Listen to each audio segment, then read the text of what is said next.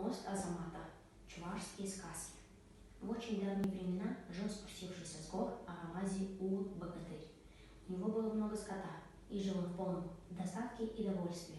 Всякие беды и несчастья обходили его стороной. Но однажды кто-то из богов, видно, разгневался, горы Арамази затряслись, загремел гром, засверкала молния, и полились нескончаемые потоки воды.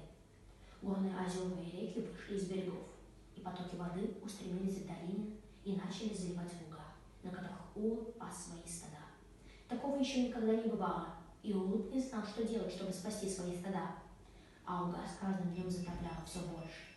Тогда Ур при своей богатырской силе начал перебрасывать своих коров, овец, лошадей на более высокие, незатопленные места.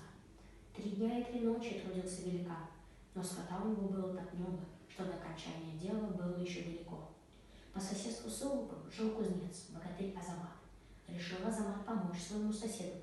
За 7 дней и ночей он сковал узорчатый, сверкающий синими цветами мост. Один конец моста упирался в гору Арамази, другой опускался на Волжские луга. Урук со своей женой перегнал свои стада по этому мосту на Волжский берег.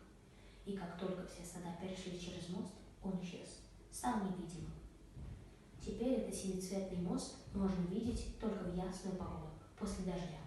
Вот почему чуваши, возникающую после дождя радугу, называют мостом Азамата.